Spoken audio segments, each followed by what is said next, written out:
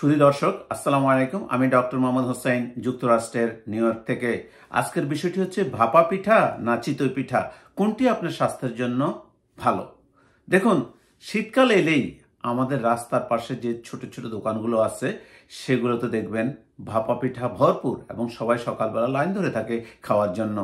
আর এই ভাপা পিঠা কেন খায়, চিতই পিঠা বা কেন খায়? দেখুন, চিতই পিঠা এবং ভাপা পিঠা দুটির পুষ্টিগুণ কিন্তু অনেক, দুটোতেই চালের গুঁড়া আছে। কিন্তু ভাপা পিঠার পুষ্টিগুণ, এতে চালের গুঁড়া প্লাস গুড় প্লাস নারকেল তিনটে জিনিসের মিশ্রণ থাকার কারণে এটার পুষ্টিগুণ চিতই পিঠার চেয়ে বেশি। কিন্তু চিতই পিঠার ক্যালোরি মূল্য অনেক কম, যার কারণে ওজন কমাতে এবং ডায়াবেটিস নিয়ন্ত্রণে এটা অনেকটা হেল্প করে।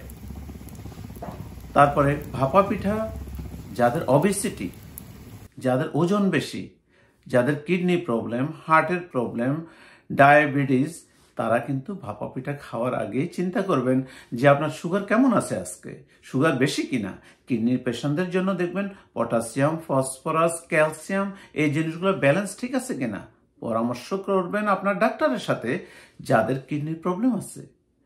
খাওয়ার আগে একটু চিন্তা করবেন যে আমার ডাক্তারের সাথে পরামর্শ করে নিই। তারপরে দেখুন, যদি আপনার ওজন বেশি থাকে, ওজন নিয়ন্ত্রণ করতে চান, তাহলে আপনি ভাপা পিঠার পরিবর্তে চিতই পিঠাকেই বেছে নেবেন। এবার দেখুন, আমরা ভাপা পিঠা এবং চিতই পিঠা নিয়ে কিছু কথা বলবো। আসুন ভাপা পিঠায়। চালের গুঁড়ার মূল উপাদান হচ্ছে শর্করা। 90% শর্করা থাকে আর 2% প্রোটিন এবং চর্বি থাকে। তাছাড়াও এতে থাকতেছে ম্যাগনেসিয়াম, ফসফরাস, ম্যাঙ্গানিজ, আয়রন, যা আমাদের রোগ প্রতিরোধ ক্ষমতা বাড়ায়, অ্যান্টিঅক্সিডেন্ট হিসেবে কাজ করে। আর ভাপা পিঠাতে আমাদের কি থাকে? ভাপা পিঠাকে মিষ্টি করার জন্য আমরা খেজুরের রস মিশাই। খেজুরের রস একটা অ্যান্টিঅক্সিডেন্ট হিসেবে কাজ করে, এবং এতে থাকে খনিজ পদার্থ, আয়রন, ম্যাগনেসিয়াম, যা আমাদের রোগ প্রতিরোধ ক্ষমতা বাড়ায়। যাদের রক্ত স্বল্পতা আছে, বাতের ব্যথা, হজমের সমস্যা, ঠান্ডা, কাশি, তাদের জন্য কিন্তু ভাপা পিঠা অনেক উপকারী।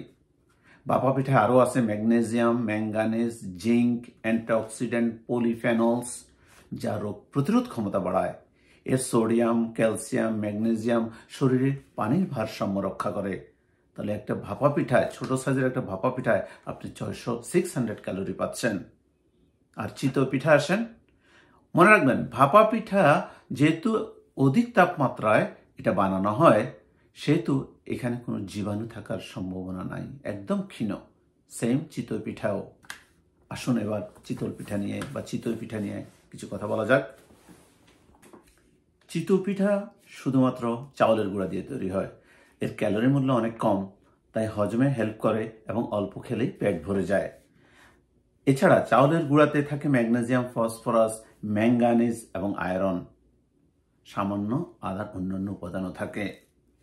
চিতই পিঠা ভাপা পিঠার চেয়ে ক্যালোরি মূল্য অনেক কম, যার কারণে আপনি ভাপা পিঠার চেয়ে চিতই পিঠা খেলে ওজনে আপনাকে হেল্প করবে। মনে রাখবেন, যদি আপনি চিতই পিঠাকে আবার গুড় দিয়ে, মিল্ক মিশিয়ে, নারকেল দিয়ে সব কিছু মিশিয়ে খান, তাহলে এর ক্যালোরি মূল্য ভাপা পিঠার চেয়েও বেশি হয়ে যাবে।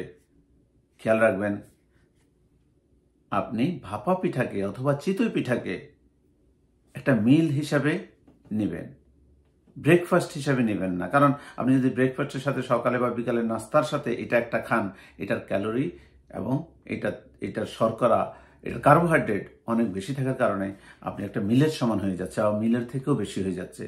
সুতরাং খাওয়ার সময় চিন্তা করবেন যাতে বেশি না খাওয়া হয়।